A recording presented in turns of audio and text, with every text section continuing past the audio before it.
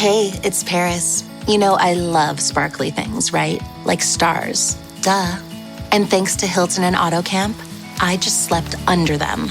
Picture me, serving looks by the fire outside my luxurious Airstream, making s'mores with the kids, while a national park is our backdrop. The great outdoors meets Hilton hospitality. That's hot. Explore all the new ways to stay at Hilton.com. Hilton for the stay. This episode is brought to you by Indeed. When your computer breaks, you don't wait for it to magically start working again. You fix the problem. So why wait to hire the people your company desperately needs? Use Indeed's sponsored jobs to hire top talent fast. And even better, you only pay for results. There's no need to wait. Speed up your hiring with a $75 sponsored job credit at Indeed.com/podcast. Terms and conditions apply. Welcome back to Generals and Napoleon. We have an esteemed returning guest once again. We have my good friend Nick Kramer. How are you, Nick? Good, John. How are you? Good. Thanks for having me on again. Love any opportunity to talk about Napoleon. Yeah, and Nick just got back from a whirlwind tour of Napoleonic battlefields near Vienna, right? Which ones did you see, Nick? Got to see Leipzig, Dresden, Aspern, and Essling, funnily enough, Wagram, and I also got to see Austerlitz from the road, which was pretty cool. The most fun one, though, was Culm, going into the woods, marching on that, getting to see where Van Dam was captured, the plaque and all that, so it was fun. Unfortunately, though, civilization has taken over a lot of the battlefields, so they're not as preserved as one would like. It's not like Waterloo or some of the other battlefields, which are, the major ones are preserved, but a lot of them, unfortunately, are taken over by towns and cities. Yeah, that is unfortunate. Like here in America, we have Gettysburg and Antietam. You can still visit those. But you're right. I mean, civilization expands and sometimes the battlefields get taken over, and that is unfortunate. Culm, that'd be interesting to see where Van Dam had to surrender after being cut off. That would be a neat one to see. It's very nice to go because we read a lot of books and you read about like where the divisions mustered and all that. But it's always good to see, the terrain. I give you an appreciation. Especially studying the Austrians, everybody always like, oh, they always move so slow. But then you drive through the areas where they march through and it's like, wow, like how could you fit 200,000 men in this area and march them efficiently, with woods and terrain and all that sort. So it gives you a better appreciation for what armies went through back then. And imagining there's no roads, like a highway or anything marching up and down. So it's always nice to see battlefields in person. Yeah, indeed. And, we're going to talk about a battle today, the Battle of Aspern-Essling. I just want to give you a little background on Nick first. He is a PhD student at the University of North Texas, and he's working on his dissertation on Napoleonic studies. And if you'd like to follow Nick, he has a great little Twitter page. You can find him on N Kramer, Kramer 5812. That's N Kramer 5812 on X Twitter. So if you want to say hello to Nick, that's where he is. And I thought we'd talk about the Battle of Aspern-Essling today. It took place not far from where we were there in Vienna in May 1809. And it represents a number of firsts. Napoleon's first defeat in 10 years as commander since the Siege of Acre in 1799. His first setback as emperor, and his first loss to the Austrians in a long time. Which of these is the most significant in your opinion? Well, Aspern is very significant in the fact that it destroys the whole aura of invincibility surrounding Napoleon and the Grande Armée. So, 4 years before, at Austerlitz and, at Ulm, the Austrians were absolutely, destroyed, very easily by Napoleon and the Grande Armée. And Austria had to reform afterwards, and nobody ever thought that he would lose, especially after, Jan and Auerstadt in 1806. The emperor was unbeatable. And now after Aspern-Essling, it shows that, he can be beaten. And it should have shown Napoleon in theory that these aren't the same bunglers that he faced in 1805 and 1806, but he'll still always hold this contempt for the Austrians that'll even plague him in 1813. Right. Well, let's discuss the background a little bit. It's 1809 is the year. And as you mentioned, Austria was humiliated in 1805 after Ulm and Austerlitz. So they spent those years kind of licking their wounds, rebuilding their army, reforming it, and waiting for the right moment to challenge Napoleon again. What do you think spurred the Austrians to do this again? Because, like you said, they lost in Italy to Napoleon, at Marengo to Napoleon, and again at Austerlitz. Was it the French defeat at the 1808 Battle of Bailén in Spain? Or was it the loss of their territory after Austerlitz? Or was it something else? Well, there's a lot. I have 7 here for why they opt for war in 1809. Obviously, the insurrection in Spain is important, but there's a lot of other things going on behind the scenes. The Spanish one's important because a lot of the Grand Armée is going to be in Spain fighting the Spanish. So that's going to tie down a lot of soldiers. But we can actually go back in time to 1808 in October at the Erfurt Conference, where Napoleon calls all these monarchs of Europe together, not necessarily to talk about much, but basically just to make sure that he's got his political stability in order before he goes off to Spain to crush the insurrection there. However, the main reason he calls that is to talk to Tsar Alexander, to make sure that he keeps an eye on the Austrians, because Napoleon had always feared that the Austrians would want to get back at him for, taking territory in Italy. He wanted to make sure that Alex would honor the treaty that he signed at Tilsit. And Alex, to his face, is like, yeah, I'm loyal to the treaty and all that. However, what Napoleon doesn't know is that behind the scenes, Alexander had told the Austrians that he would remain neutral in a war between Austria and France. So they have, I don't want to say a blank check like, the Austrians get in World War I, but they have, kind of freedom to do what they want and make sure that the Russians don't invade. So in Spain now, it's been a couple months. January they start mobilizing. The Spanish ulcer is already taking its toll on France, and Wellesley, who's not Wellington yet, was defeating French subordinates left and right. And, with the Spanish guerrillas tying forces down, it's a good time to strike. Also, Napoleon and the French had a nasty habit of not honoring treaties and being way too aggressive in their foreign policy. So Francis, the Emperor of Austria, Francis I, was really fearful that Napoleon was going to just eliminate the Habsburg monarchy altogether. Why would he think that? He did the same thing to the Holy Roman Empire, an empire that lasted 1,000 years. Napoleon just signed away with a pen. The other critical factor is Metternich, Clemens von Metternich, who was the ambassador to France now, will become foreign minister after this. He persuades Francis that the time is right now because France uses conscription heavily. And he is convinced that the French are getting sick and tired of the war, that conscription's taking its toll. Remember, this is a country that's been at war constantly since 1792. And they started the Levée en Masse on August 10th, 1793. So millions of men have been enrolled in the army. And Metternich's convinced that, they're sick and tired of the war. Just keep pressing them, they'll give up. Fourthly, we talked about this briefly, is that the Austrian army had been reformed after Ulm and Austerlitz. Now, these reforms hadn't been tested yet, but in theory, they were going to perform very well. Led by Archduke Charles, who is the best commander the Austrians had, and other than Wellesley and Wellington and Blucher, probably the best opponent Napoleon faced. They had adopted the corps systems, and they adopted what's called a Landwehr, which is a citizen militia, to enroll mass numbers in the army and also provide sort of a civilian defense force to drastically increase the size of the Austrian army. So not battle tested yet, but a lot of reformers within the Austrian army think that this force can now maybe defeat Napoleon. Fifth point, you hit the nail on the head. They lost a lot of territory, so, revenge. Revenge is obviously something very important here because they haven't beat the French in a long time. So they're sick of losing. So now they see a time to strike. Sixth is they also take another example from the Spanish. The Spanish, as a lot of our listeners may know, were very good because of a civilian insurrection, popular uprising. That hadn't been done yet in the territories in Austria and modern-day Germany. However, they are convinced that they can take a page out of the Spanish playbook.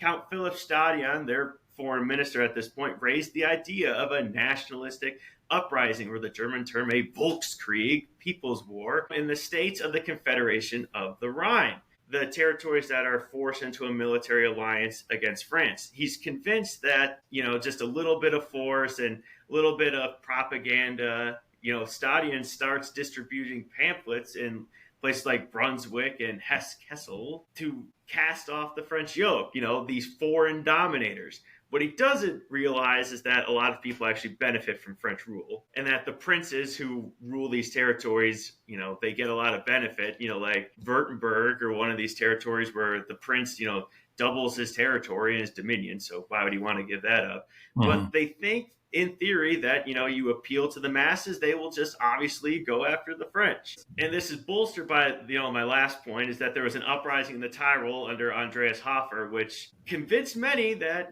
this could work. And it's also important to note that the British threw a lot of money at them, like the British always do. They promised to invade somewhere in North Germany, and the British actually do uphold this promise, and their invasion takes place at a place called Walcheren, but that's a disaster. I'll let somebody else, an expert on the British military, talk about Walcheren fever and the disaster that was that. So there's a lot of reasons going for why the Austrians declare war. But if you wanted to boil it down to one, it's that Napoleon's occupied. So if not now, when? Yeah, I think of all your points, the second one's the most intriguing one to me. I never really thought about it. Just the literal survival of the Habsburg Empire and their throne. You mentioned the whole Roman Empire, but also the Venetian Republic was, gotten rid of, or at least eliminated. Napoleon just said, no, we're not doing that anymore. Also, the Spanish House of Bourbon, they were imprisoned basically in France. And the Portuguese royal family had to flee to Brazil. Yeah, maybe Francis is just looking at it like, all right, well, we're next on the chopping block, so maybe we should just try our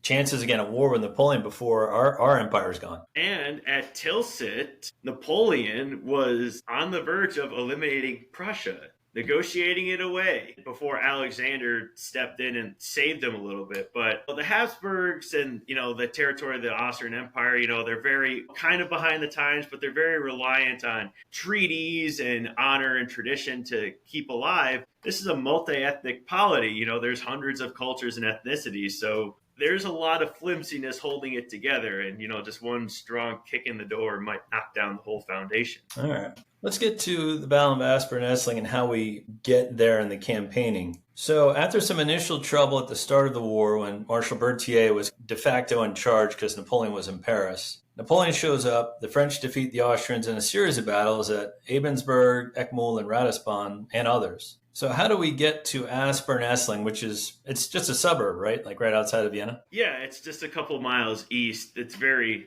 very small. It's bigger now than it was back then, but yeah, it's on the other side of the Danube River. So it must be noted that, Marshal Berthier, Napoleon's wife, whatever nickname you want to use for him, great chief of staff, great hand, very good at taking Napoleon's long-winded orders and diffusing them down into, a coherent piece of paper. Very bad independent commander. And he's lucky that Marshal Davout is as good as he is. We'll get to that. Mm-hmm. So Charles, launches the Ratisbon campaign, and the Austrians get lucky. Napoleon thought that they wouldn't be ready until 17 April to launch an attack.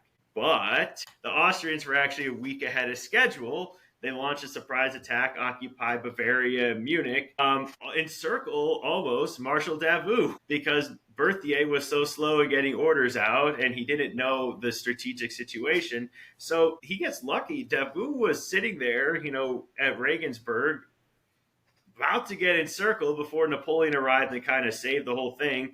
And also, Davout at the Battle of what's called Teugn-Hausen fights off the Austrians, miraculously and saves his corps. Then Napoleon launches this brilliant 4-day campaign where he tries a double envelopment of the Austrian army, which doesn't quite succeed because Napoleon makes a mistake. He thought that General Hiller's force, the one he faced, was the main Austrian army. It wasn't.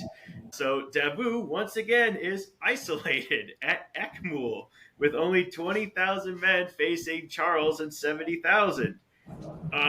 Davout is, again, up against it, much like he was at Auerstadt, saves his corps from destruction because of its hard fighting, and also because Napoleon quickly realizes his mistake.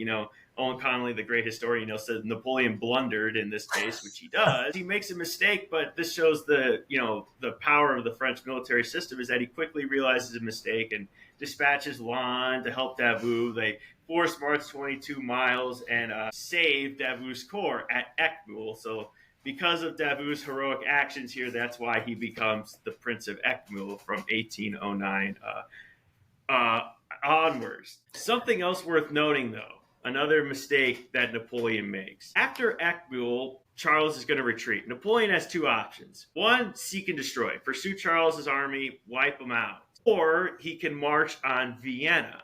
He can march on Vienna, take the capital. He thought Charles would defend it, so that could be a chance to destroy his army there. And he chooses option two, march on Vienna, but we're getting to that. It's a very controversial decision. Yeah. But why is it important to talk about?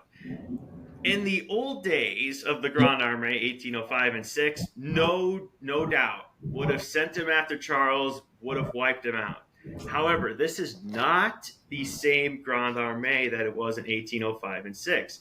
They're either all dead at Eylau, after that bloodbath in the snow, or they're in Spain. So these are conscripts from the German territories. Yeah. And his army's exhausted.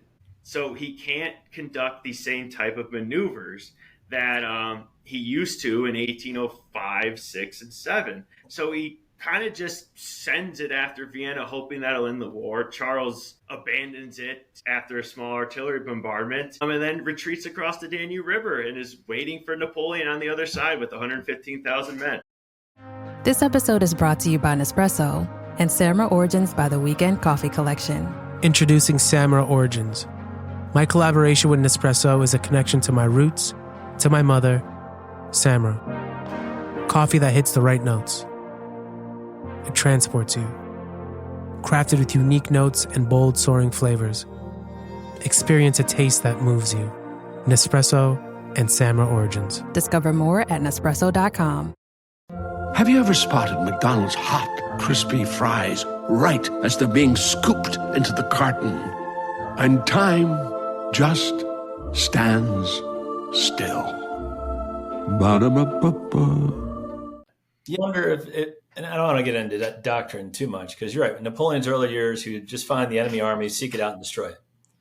In his later years, maybe starting with this, he's more focused on capturing capitals and cities like Vienna and Moscow and Berlin later in 1813, instead of just seeking out and destroying the army like he did in his early years. So, yeah, it's a little bit of a dynamic change. So, like you said, Archduke Charles and the Austrian army kind of retreat out of Vienna. They just make it an open city without destroying the city. Napoleon takes over Vienna. So he's in possession, but the bridges over the Danube, which is a huge river, have been broken by the retreating Austrians. Why is this going to be a big problem for Napoleon? Well, I mean, having been to that area, the Danube is not fordable. You have to build a bridge. And like I said, the Austrians have retreated to the other side of the river, and they've destroyed a lot of the bridges over the Danube. So if Napoleon wants to go attack them, which in hindsight, probably not the best idea to do right away, because he takes Vienna on 14 May, and he decides to immediately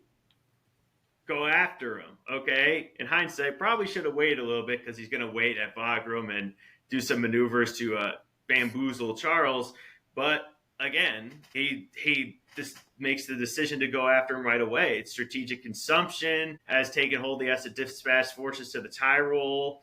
And he's also fearful that Archduke John, who's operating against Napoleon's stepson, Eugene de Beauharnais, in Italy, and he's worried that Archduke John will reinforce Charles, so he sees it's now or never. Well, there's only one bridge. It's destroyed, so they need to hastily build a new one. And because they build it so hastily, they're not going to put up palisades and barriers to protect it. So it's going to be very, I don't want to say flimsy, because it can easily get the men across, but it's not protected by a wall to protect it from being destroyed. And this puts his army in great danger, because he builds it so quickly, trying to get across the river, that he's not going to have time to deceive the enemy like he will at Wagram. So if this bridge is destroyed, looking ahead, newsflash, if it's destroyed, he's not going to be able to mass his entire army. So this is going to put his army in great danger. What he also doesn't know is that Charles knows his every move, because there's an observatory in Vienna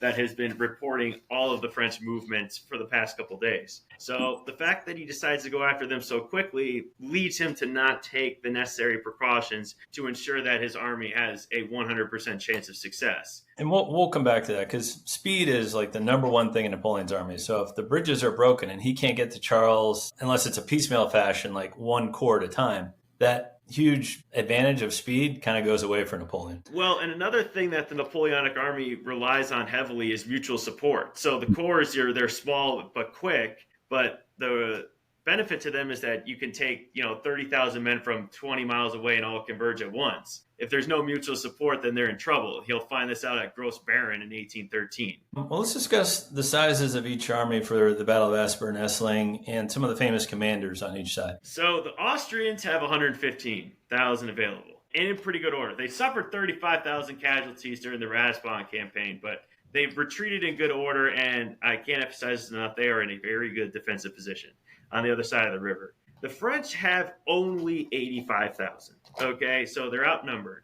Now, they had more at the beginning of the campaign, but due to strategic consumption, dispatching forces to the Tyrol, protecting lines of communication. Also, during campaign, I know we haven't been on campaign, in the Napoleonic army. It's tough. People are going to fall ill. People are going to run away. So the strategic consumption has started to take his toll on Napoleon and the French. So that's why he comes to the conclusion to win the war now. Now, both sides, they're mainly conscript forces. Ironically enough, it's going to be Germans fighting Germans in a lot of ways. The Austrians have a lot of Germans in theirs, and the French do as well. Unlike in 1806 and 7, where it's a lot of Frenchmen, now it's a lot of men from the Confederation of the Rhine. So the famous commanders have obviously the best commander of their time, Archduke Charles, Count Bellegarde, who has fought since the War of the First Coalition. You also have Prince Liechtenstein, who was Emperor Francis's fourth son, who was very experienced. He fought at the Battle of Fleurus in 1794, Hohenlinden, and also at Austerlitz. Now, a lot of our viewers probably haven't heard those names because Austrian commanders don't get the attention, and they're nowhere near the quality of the French commanders. Like for the French, you have Marshal Massena before his reputation goes in the toilet in Spain in 1810 and 11. The infant child of victory, as he was known. Marshal Lannes, we'll have an occasion to talk about him in this battle. Davout and Bernadotte are also on this campaign. They do not partake in this battle, though. Davout was at Acmeal, but he'll be stuck here. And also Bernadotte, he's going to be commanding Saxons, the Saxon Corps. You also have Marshal Bessières, the famous commander of the cavalry. You also have Murat as well. And you also have General Saint Hilaire, who's not a marshal, but still a very famous French commander who was a hero of Austerlitz and Jena. Yeah, definitely got some big names in this one.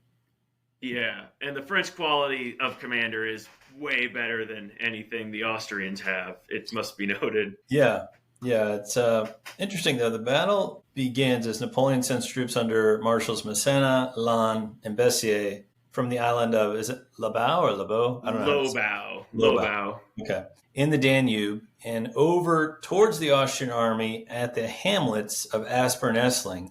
Can you kind of describe the topography of the battlefield? Because I know these French troops are going to have the Danube now at their back, right? And they're facing the Austrians on this. Is it like a plain? It's kind of a plain. These villages are very dense, but they're spread out by a couple miles. I was able to tour these two areas where the battles took place. There's a very small museum. It was only open on Sundays from the hours of 10 to noon. At Essling. The Wagram Museum's huge, though, so I got to view that. But unfortunately, I was hoping to be able to see, the battlefields, but civilization has taken over. Yeah. But it's May, and the Danube had flooded a lot in 1809, so the ground was marshy, and the Danube was overflowing in a lot of areas. So the ground was semi-soft. It wasn't like, Waterloo soft. But the important thing is, fighting with the river at your back is always a disaster. It's going to be a fight to the death, just as the Russians at Friedland, how it was having the river at your back. Yep. So, yeah, there's a couple little islands that span. You can get across the Danube. But, yeah, there's only one bridge getting over that's going to be hastily built. But it's topography is not going to be like as much of a factor as other battles you've talked about on your channel. Okay. Well, the battle begins first day. The town of Aspern changes hands several times as Archduke Charles pours all available troops to knock Marshal Massena's corps into the river. Meanwhile, there's savage fighting over at Essling, where Marshal Lannes holds the town with his single division against the onslaught of the Austrian army. And I think in between the two towns is Marshal Bessier and his cavalry troopers. Why is Marshal Lannes becoming upset with Marshal Bessier? All right, so I don't know if you or your listeners watch the Kardashians or any sort of like reality TV show, but buckle up because this is interesting. So not to sound improper, but the French marshals, they are some of the cattiest people you will ever meet in your life. It's important to note that they're people and they have personalities and there's rivalries amongst the French marshalate. They're not always looking to, do what's best because, especially in the case of like Berthier, everybody hates him. Everybody hates Berthier because he was like, Napoleon's like right-hand man, and a lot of people hated that. Okay. Yeah. They hated that he got preferential treatment. So the marshals are not like this, congruent, very homogeneous together group that all loves each other. They actually all really hate each other. So the beef between Bessier and Lannes actually goes way back. I did not know a lot about this. I did some research on this the past couple of days, and it's interesting. Okay. So they're originally from Gascony. They're from the same region in France, and they were relatively the same age, so they knew each other pretty well. Bessier was even a witness to Lannes' second wedding. So that's pretty good relationship. However, Napoleon, after he became first consul and after the Battle of Marengo in 1800, where Lannes, who was just a general at this point, won't be a marshal until 1804, was appointed the head of the consular guard. Think of it like, the Praetorian Guard was for the Emperor of Rome. Yeah. So, kind of like the bodyguards. Okay. So that's a very prestigious position what Lannes has because, we'll talk about this. Lannes and Napoleon were very close friends. And he was given carte blanche to, make the consular guard fitting of the position, get them new uniforms, outfit them better, make sure they're well taken care of. Napoleon also tells Lannes to buy himself a house that is fitting of his position. Yeah. So Lannes, I can't say I blame him. He's told buy his nice house. So he buys himself a very luxurious palace on the Rue de Saint-Dominique in Paris, which is, now it's right next to the Eiffel Tower. So very nice road in France. He then, after buying himself, a Kardashian-type mansion, turns his attention to the consular guard and basically bears no expense in getting them new uniforms, new beds. One consular guard member said he thanked Lannes proficiently because he had a bed so big now that more than two people could sleep in it. It was so nice. So he's going to run up quite a tab. 300,000. And the tab is 300,000. Yeah. So Napoleon is pretty furious that he ran up such a tab. And there's going to be a group of commanders who plot to make sure that Napoleon knew exactly what the expenses were. That would be Bessier and Murat. So Murat and Bessier get Lannes removed from the consular guard.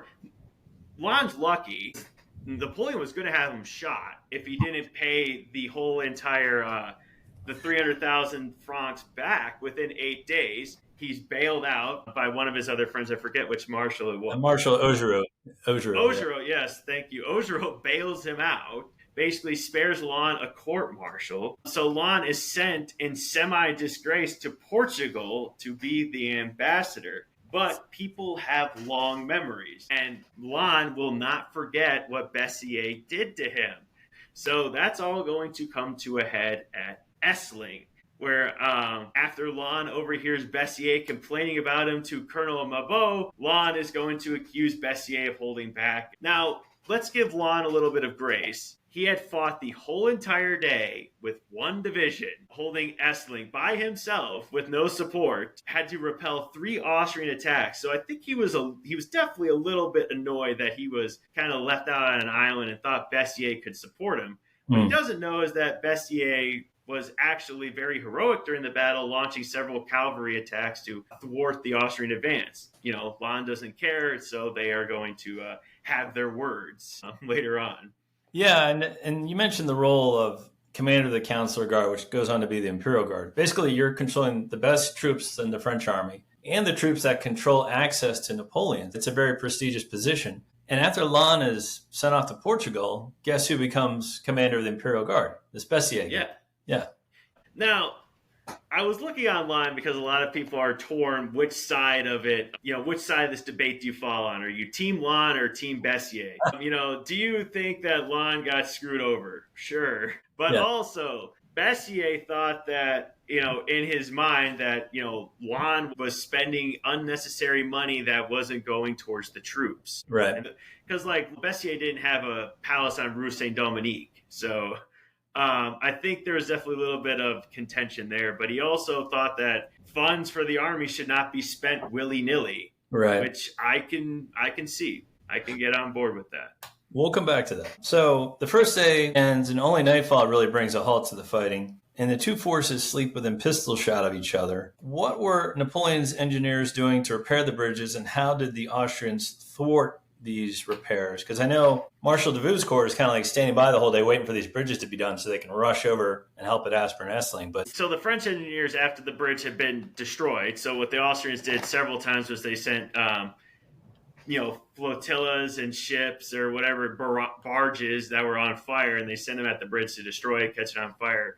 So the French had to rebuild it a couple times. So during the night after the first day of the battle, Second Corps made it across to reinforce Napoleon. And then Davout, who always commands 3 Corps, is summoned to the bridgehead to start marching. It's at that point, it's around between 5 and 7 a.m. that the bridge is destroyed. It had been destroyed several times before. The French engineers, who are some of the best, had rebuilt it. The problem is the bridge is destroyed at 7, and that's when Napoleon launches his attack. So Davout's corps is literally just sitting there waiting for the bridge to be repaired, watching the battle take place, and they're just stuck on the wrong side of the river. Also during the evening, Marshal Lannes and Marshal Bessier getting to a shouting match, which leads them to basically draw swords on each other. What happens there?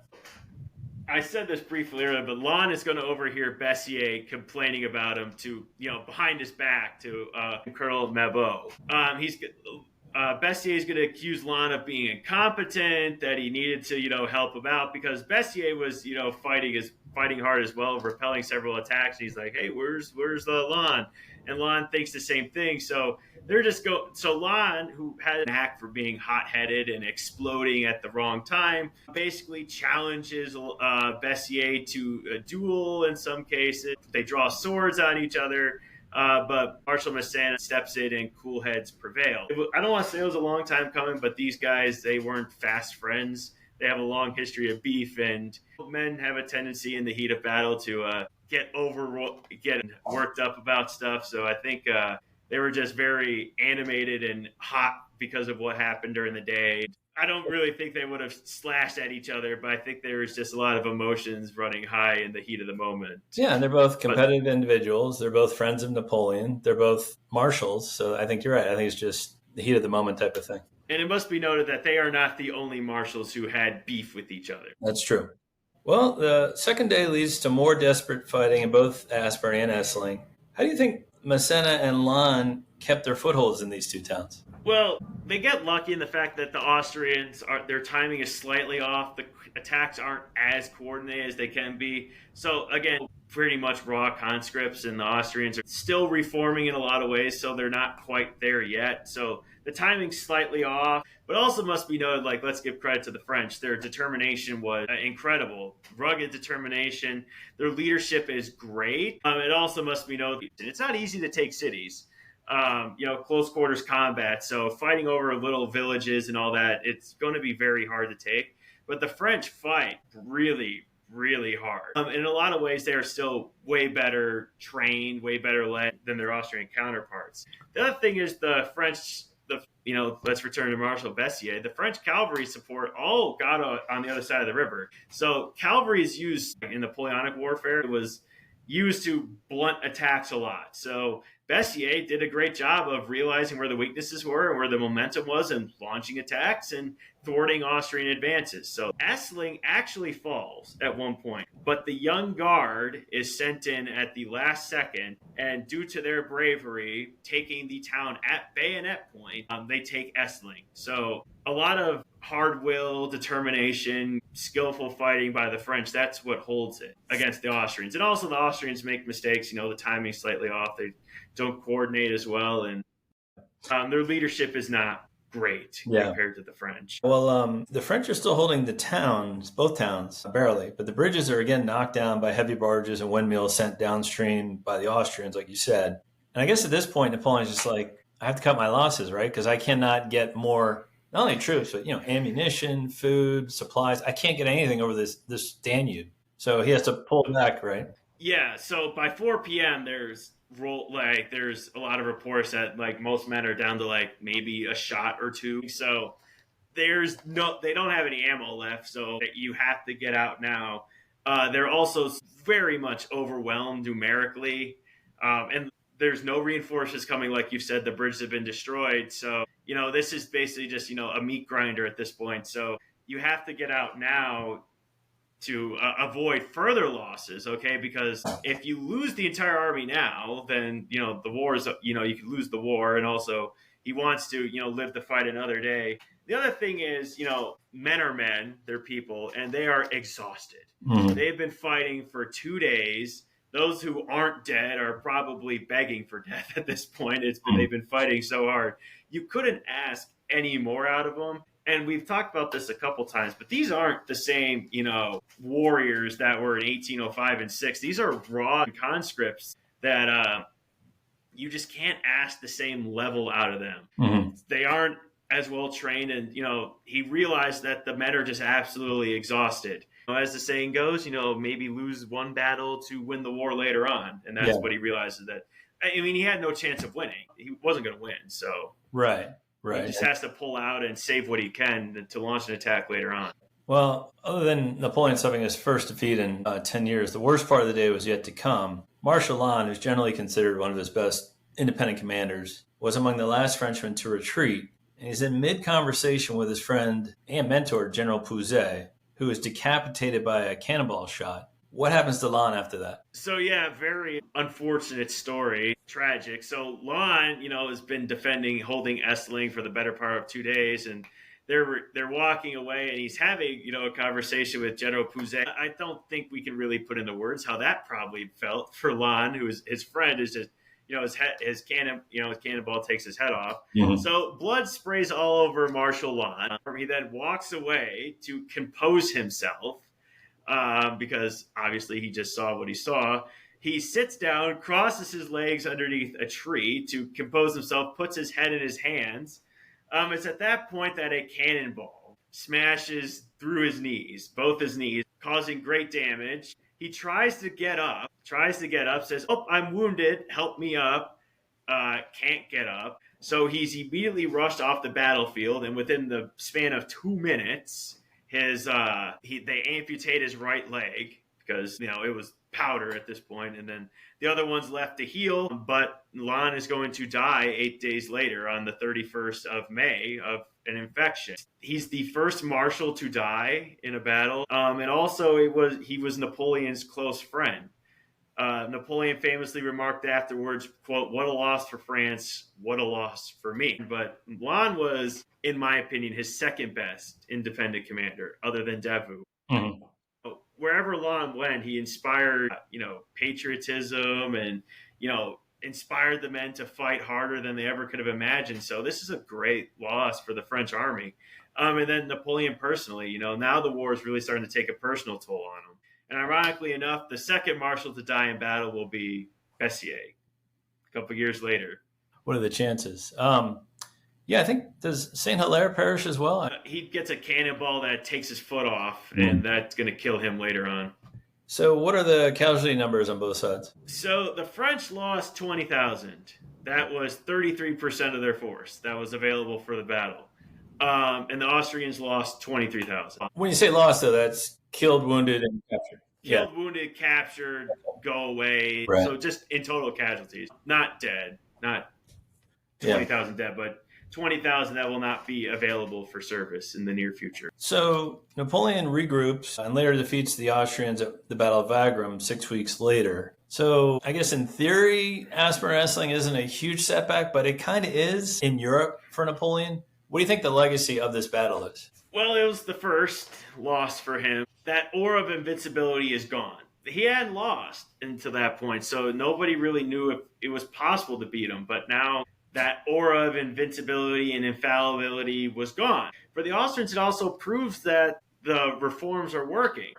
But it must be noted that this French army in 1809 they are not in the same league as the Grande Armée of 1805. There's a lot of raw conscripts from the German-speaking territories. They are trained a lot of times, like on the battlefield. And a lot of people criticize Napoleon's tactics from here on out. Like you'll see it Borodino with mass frontal assaults. And a lot of historians will say that he was, just some bloodletter who was just sacrificing young men. He doesn't have the men to conduct, expert movements. So from here on out, you're going to see Napoleon drastically change his art of war because he can't rely on these complex flanking maneuvers. It's going to be a lot of go right at the enemy and hopefully they lose. Okay. Hopefully you overwhelm the enemy because the composition of the French armies is nowhere near what it used to be. Yeah. However, it also must be remembered that Napoleon is still the best general of the time at this point, and this campaign still shows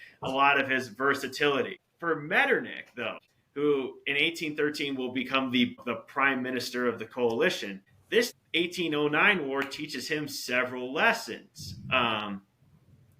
Firstly is that, you need alliances to win wars because the Austrians were on their own and they lost. But he's also going to remember that you're going to have to be wary of your alliance partners. So in 1813, he's going to be wary of getting into alliance, but he wants Austria to win. So it shows that you need alliances in order to win. Yeah, and I've seen Bonapartists and Napoleonic fans say, well, he didn't lose. He just retreated and then beat him 6 weeks later. And I'm like, he lost. He didn't surrender at the battle or anything like that, but it was still a setback for him. Well, and it also, because he learns a lot from this one. He learns, 6 weeks later, he's like, hey, let's build up the army and let's do some deceptive movements. So he takes a lot of lessons from Aspern-Essling, and he's not going to make the same mistakes again at Wagram. He's going to absolutely annihilate the Austrians at Wagram. Mm-hmm. And then at Znaim a couple of days after. Yeah, that's an interesting legacy for sure. Well, thank you as always for that, Nick. That was fantastic. Again, my friend Nick is on X Twitter, which you can find at nkramer5812. And yeah, great stuff, man. Always a pleasure having you on the show. Oh, yeah, it was great, John. Look forward to doing this again in the future. It's always great talking to you.